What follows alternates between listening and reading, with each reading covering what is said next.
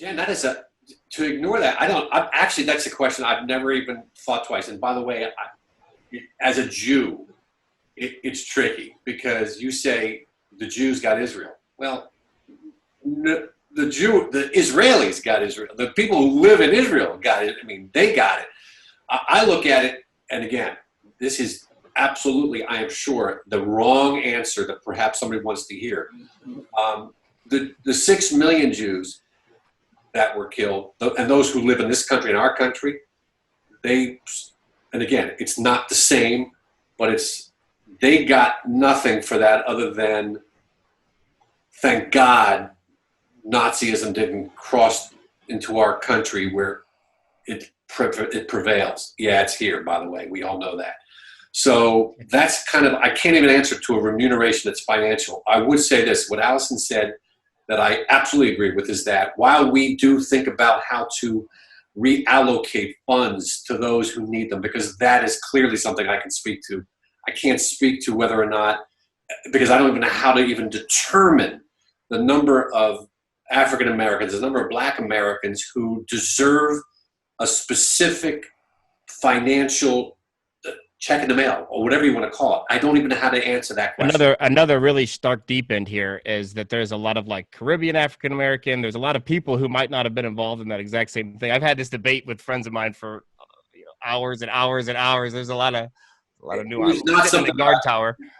I can't speak to it without any real knowledge. I don't want to be an idiot about it. Yeah. What I can say is that what is important is that as an American who has been lucky enough to make a living, that I have no problem at all with being taxed and with having the money that I have been lucky enough to make to go to places, people that need it.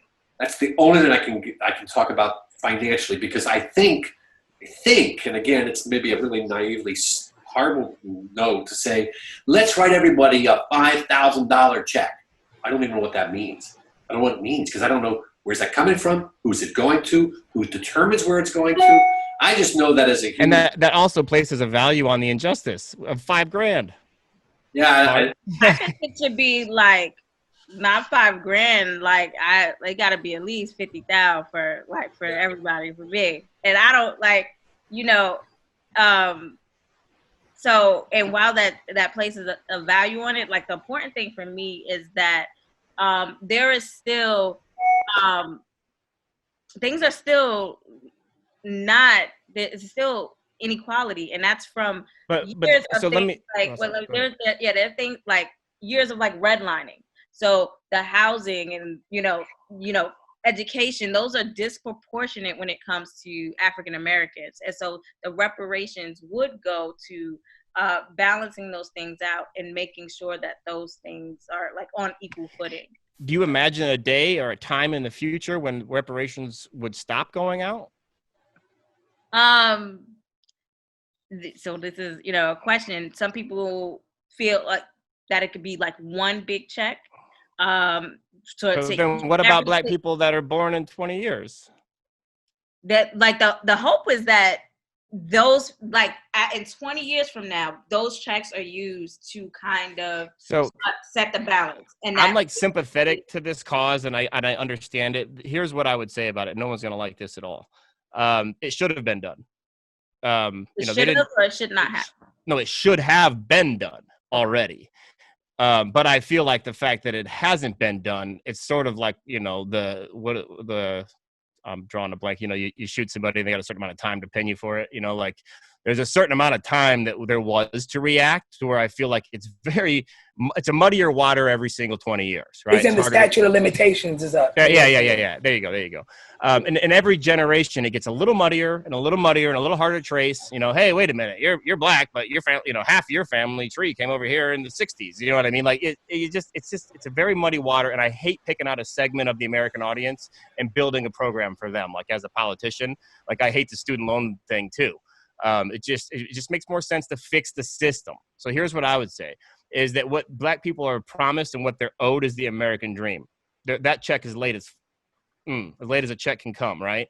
I feel like what they're owed is the American dream. I feel like they're owed an opportunity. I feel like all those things that are holding you back need to be removed. They need to be itemized. A plan needs to be made for each one, and they need to be removed. Then it's a clear slate, and you get the American dream, the same thing the Jews got that didn't land in Israel, right? I feel like that's the promise that we're all after. White, black, Asian. It doesn't matter. I'm not here because I love black people. I'm here because I love the idea of everyone getting a fair shake and competing in the same exact set of rules and seeing what that does for our economy. I think it'll make things better, not worse. So this is not for anything other for me than fixing those wrongs. Because if I give you 50 grand and your whole society still got massive problems. You remember the Chappelle episode with reparations?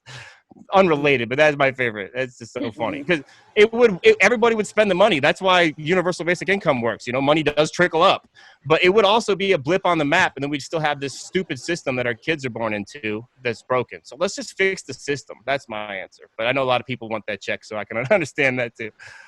And I guess I would say, to just summarize, Andrew, what you're saying is you are for some kind of reparation, though. Like that's because the question is like one of the things I would consider that would be like it'd be financial. And I don't even know if I like this, but one of the things that I would float as an idea would be like I'm a veteran, so like the house I'm sitting in, I basically just signed a piece of paper and the VA bought it for me. It's the VA home loan. A VA home loan like program for black people would give them ownership of their communities, and it would really turn around the tide of what's going on. 50 grand one time, a black person might not run out and buy a house, but being able to sign on the dotted line and buy a house might mean for sure that they did, right? Black ownership, private ownership of where they live and where they do business is a big part of why their wealth doesn't grow the way white people's does. So that's a financially based program. It's not a check. What they do is they guarantee the loan, so you don't have PMI, mortgage insurance, and there's a bunch of cool stuff. So a program like that for black people addresses a specific problem, lack of black private ownership. I'd be for that. But just giving black people a check, and like imagine if like your mom, like you were black but your brother wasn't, and you got a check and he did. I don't know, the gray areas there are just too much for me. I'd rather just fix the world so that every 9-year-old has the same opportunity today. That was very thought out, Andrew, and thorough. Did you want to add to that, Nat? I think that, again, the idea of a check feels not as good as fixing, and I think that's one thing I agree with a lot of what Andrew's saying. I also disagree with a lot. But one of the things Andrew said, which is true, is we got to fix the problem. And throwing money at it is not enough. We got to fix it from the ground up. We have to fix the foundation that's been broken for 400 years, essentially. It's been broken, and it has to be fixed. And it has to be fixed. Yeah, money is part of it. It is part of it.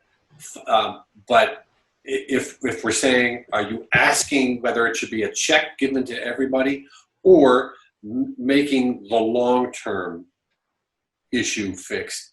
It's the long term, and it's going to take time. And it can start immediately, and it is starting immediately. So that's how I would answer that. And I'm so sorry, guys, but I do have to run. Okay. No, we get it. Before you go, is there anything, if you want to say something to Black America, please do. And then I guess Brandy has like questions for Andrew. Yeah, but, Andrew, if you don't mind, Andrew, staying on a little bit longer. The only thing I can say for sure is that not only, and I said it earlier, it's not about nodding in agreement. It's about doing something. And I hope that that's what I'm doing. And then one of the questions you guys asked is that, what have you become a part of? Where are you a member of? And I've been doing as much as I can. I became part of Color of Change. I think it's important. I want to meet with my friend Rami, who you guys know. Rami knows Patrisse Cullors, who is the founder of Black Lives Matter. I'd love to meet her. I'd love to actually see what I can do besides just write a check. Help her be clear about her message. Well, that'll be something you guys can talk about. Why have we not heard about this person? You know her?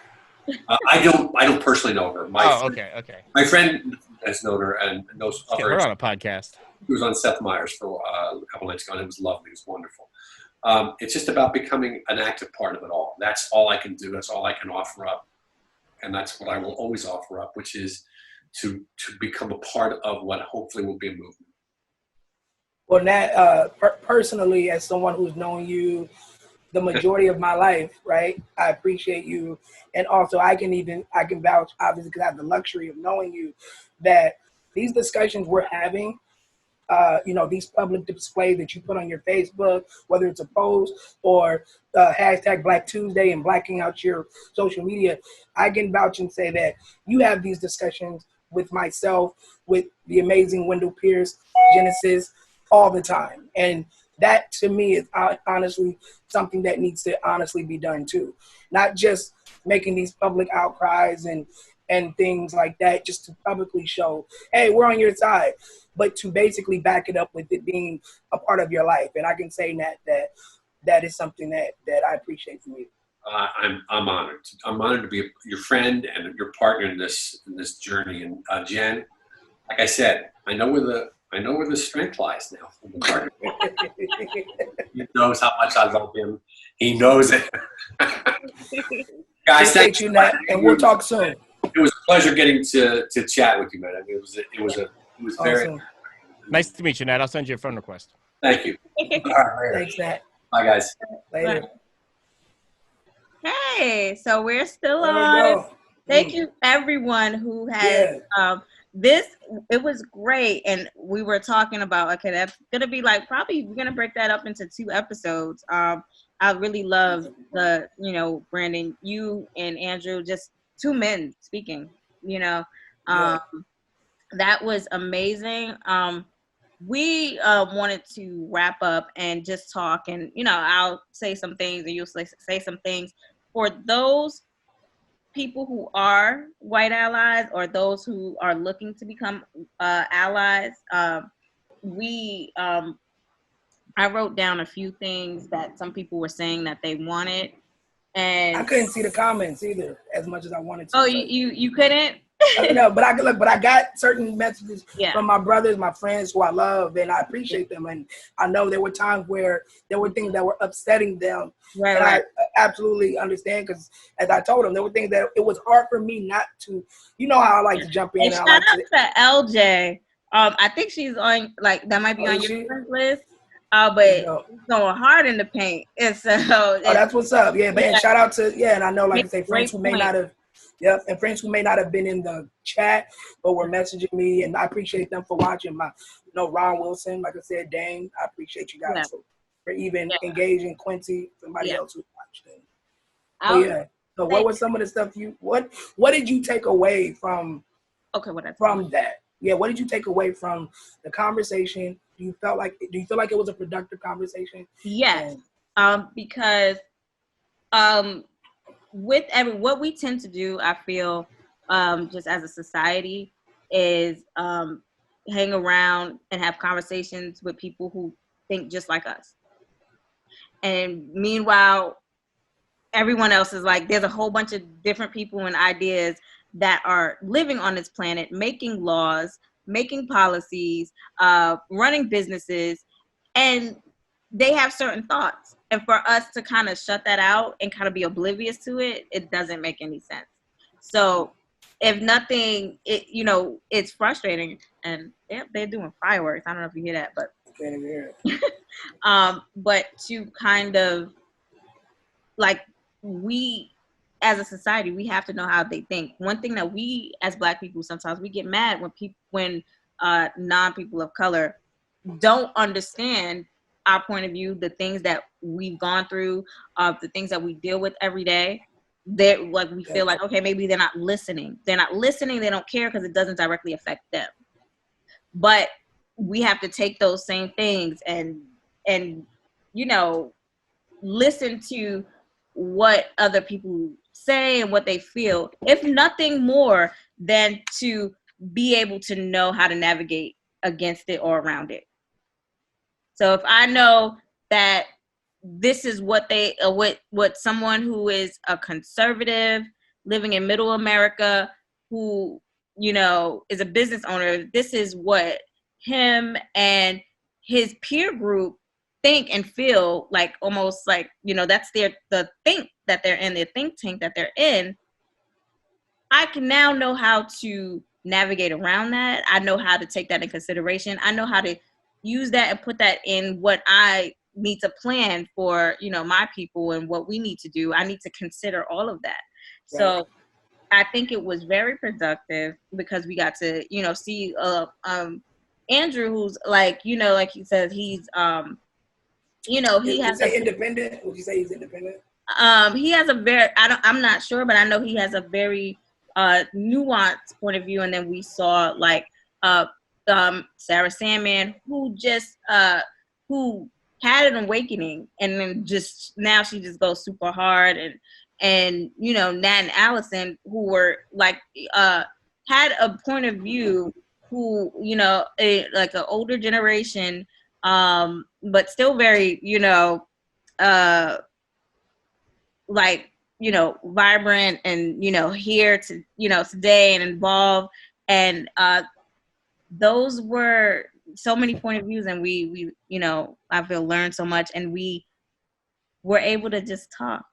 And I think it was good. Yeah. No, you know, I've learned a lot from, it's difficult for me to be like, when I hear stuff I don't like, right? It's hard for me.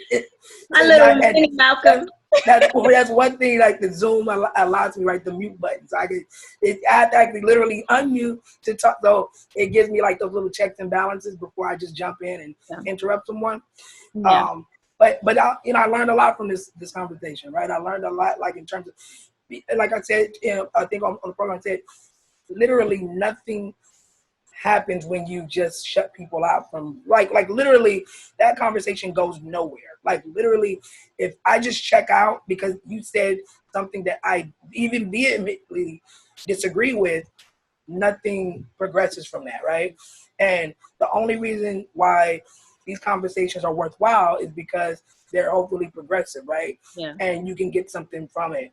And like I said, I know our emotions are high. Yeah. You know, like I say, it's wild right now. And even I share in that, right? With my people, I share in that anger, in that, like, no, I literally, if you're not saying this, F what you talking about. But I do understand that isn't productive. But I am allowed to, as we said, there was a lot of stuff that I said, I disagree with this, disagree with that. Can you clarify that? Can you clarify this? And Andrew is definitely a nuanced opinion, right? And it's like I say, he said a lot of stuff that I hadn't heard before. Like there's a lot of stuff that, especially the thing about the all lives matter with a question mark, like that perspective. I don't agree with it. Yeah, I don't agree with it at all. But like I just, even the fact that, you know, you have someone who's thinking on that level, you know what I mean, of like what could Black Lives Matter do to help get their message out, you know. And two things that I'm, you know, was looking at that people said when they commented that they would want from, you know, white allies or white people looking to be allies. The first thing that came up a lot was recognizing their privilege, and what exactly does that look like? So that's the first thing. The second thing, it's like three things the second thing, a lot of them said, you know, check your white friends, your family. Right. Like, you know, when don't just let that slide. You know, if you're around that and you hear like a racist joke, or you hear like some information that's not correct, right, check them on it and educate them, because it'll come better coming from them than it would us. You know, right. You know, so that's the second thing. The third thing is that came up a couple of times, and I think it's radical, but I don't think it's that radical. So, like a couple of people said, be willing to almost renounce your privilege. That's dope. Yeah, and so if someone said this in the comments as we were, this was in the separate, because on our site, you know, we have the question and answers, and then I also posted it on my social media. Gotcha. So, and then that came up a couple of times, and the first one came up in the comments, but lastly, like, you know, renouncing your privilege. So if you know that if every white person who wanted to be an ally refused to accept anything that, that came from privilege and that oppresses Black people, then we'll be able to balance that out, And a good example of that, Serena Williams' husband, he is the founder of Reddit, and I think yesterday or the day before yesterday, he stepped down and said he's going to put a person of color in that position, like a Black person in that position. No. And so, being able, and we gotta, I spoke to my friend yesterday. She's of, I believe she's Jewish, and Jewish and Italian, or some mix. She was saying, a lot of people, a lot of her friends, and a lot of white people that she knows, they're against racism and things like that. But when given the opportunity to use their privilege, do they kind of not use it? And she said no. They don't want to relinquish that privilege. Right. They didn't want to let that up, and that is the hardest thing for them. And that will be the hardest ask, by the way. Right. To ask people to do that. The hardest ask, and that may be the boldest move that someone can make, and it's tough.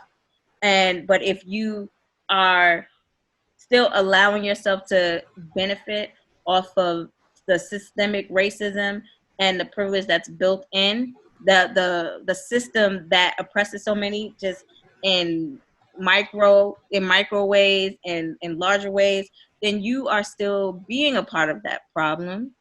And so will you be willing to relinquish that privilege? Will you be willing to do all that it takes to make this equal? So that was a point that someone made, and I thought that's dope. Mm-hmm. The last couple weeks, I guess would be right. The last couple weeks,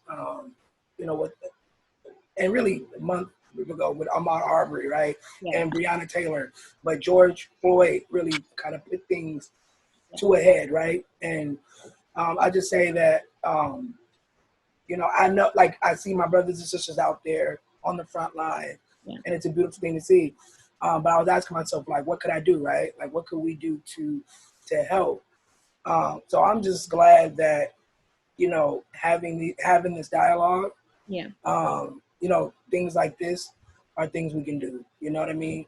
And, whatever, platform I have and that you have, we use that to talk about these things.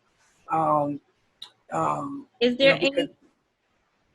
Just because it's an important time, and it's important that we do it. So I'm just glad that we did this, and I'm glad that you put this together, and like for us to do this, because it's important. Is there anything you're gonna make me like, but is there anything you, or maybe people that you've talked to, anything that you would want to see from your white allies or people who are looking to be allies in this? Like, so the biggest thing, right, is and I think we asked, I'm not sure, but if I didn't, I'll say it. Absolutely speaking up, and not just doing it publicly, like meaning not just because, what do we always talk about as Black folk? Oh, we sure amongst their friends they've said the N-word. We sure amongst their friends. So that is where the dialogue, right, that it's wrong, needs to really happen. Yeah. People won't show you who they are in public. People are not going to show you who they are in public. People aren't going to show you that he was like, he knows, like, friends will be like, okay, no, you can't say that. Right, yeah. People aren't going to show you the ugly sides of them in public, but in private conversations. That's why just recently a football player got out a text message that he had with somebody about only elite white people should have guns, should have all the guns. Only elite white people should have them. This is in a text exchange that he has with somebody. So, like, please, I implore all of my white friends, all of my white colleagues, all of just my white acquaintances, please, like, if you really feel like there needs to be change and you really feel disgusted by the George Floyd murder and Breonna Taylor and Ahmaud Arbery's and Trayvon Martin's and so forth and so forth, the list goes on and on. If you really feel like that, say something. Don't be scared or shy or afraid to alienate your white friends. Please don't do that. Like, speak out about it. Speak up about it in private, in these text messages that you're having. And you can affect change, literally, and at our local level, right? Like we need our white allies to vote, right, in our interests. In Black folks' interest. We need them to vote that way, to speak that way locally. So yeah, I feel like just holding them accountable. You know, if you see something, like I hate to be cliche with this, right? See something, say something. But yes, if you see your Black brother, right, or sister being harassed or being victimized or being oppressed or something that is affecting them because of systemic racism, something like that, please say something and check it. Check it in the moment. Don't regret it. Don't later go back home and say, damn, I wish I had said something. I wish I had did something.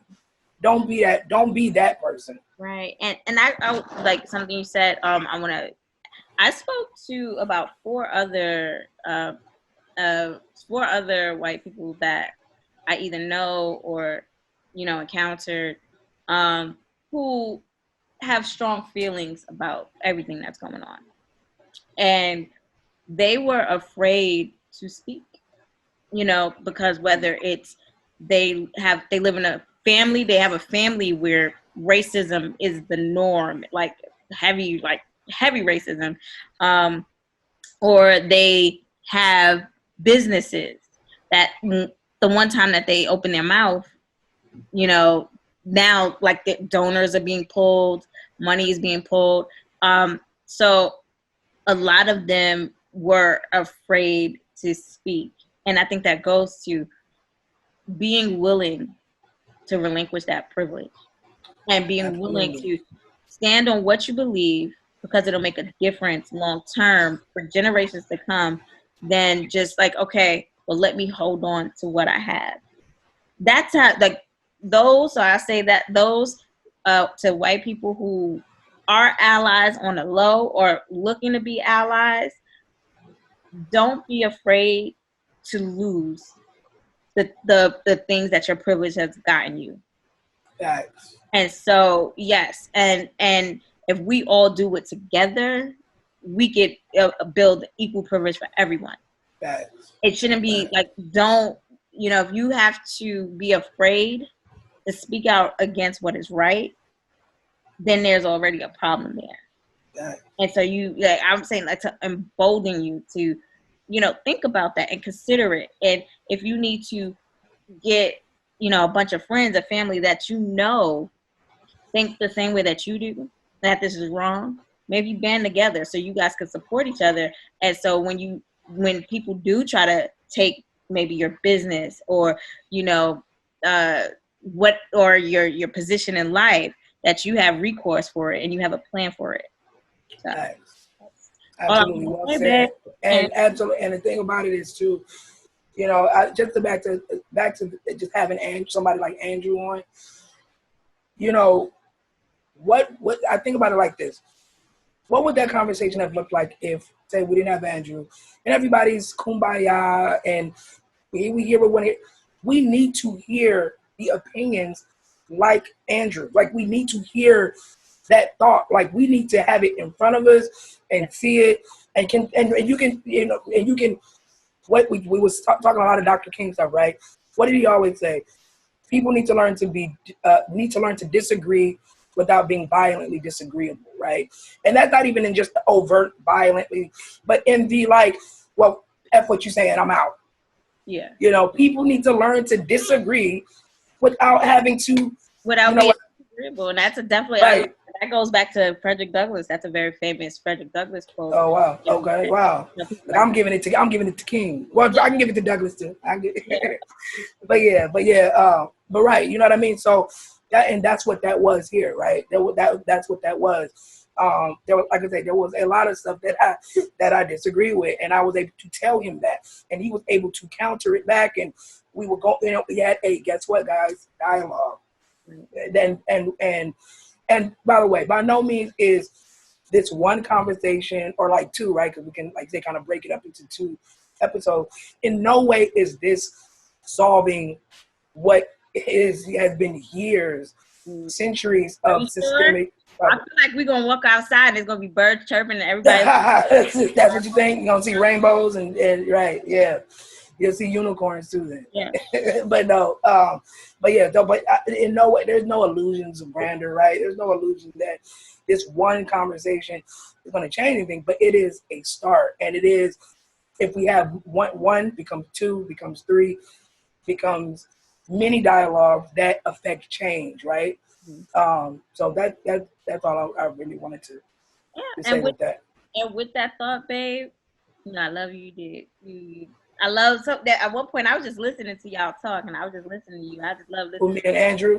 Yeah, I was just listening to you. I love, you know, just when you start speaking, it's like, you know, it's really great. But with that thought, we're gonna wrap up, guys. Thank you so much for those who are still in the comments. For those who are people still in the comments? They still listening to? Yeah, some people are still in the comments. Since we're talking, I kind of like, you know, started to focus here. Dope. But thank you so much for everyone who participated. If we didn't get to your questions because people had to leave, we're going to create a space on our website, which is www.theconversationsplural.with.com, and I'll, you know, put that somewhere in the caption. But we'll create a space for and our social media too, right? Oh yes, that's our social media. Look at you all prepared. There we go. And yes, hashtag Black Lives Matter. I'm not changing that hashtag. And you can follow me too at Genesis _Scott on Instagram, IG, on Facebook. Yeah, I forgot to put yours there. No, you did. You just leaving me out. That's funny. No, but yeah, no. I appreciate everybody for joining, and please be on the lookout for other conversations that we're going to have. I mentioned it a couple times. A Black delegation one that's going to be a lot of fun. Right. We're going to have some really special guests there, and with some really dope people. Yeah, and the goal is just to actually give people a voice, and especially people who may not feel like they have a voice, but then also people who have larger platforms, and bringing them here to, you know, to touch whoever we can. But we will create a space. If you go on our website now, there is a section on our homepage where you can ask questions, you can leave comments, statements, tell us what you thought, tell us, you know what conversation would you like to see next. If you want like fan mail just for Brandon, you can do that too. Fan mail. That's yeah. funny. So we're gonna close up. Thank you for sharing this journey with me, Mr. Hammond. And thank you for allowing me to be on with it. And again, appreciate everybody for joining us. And the work is not done, but let's keep working. Yeah.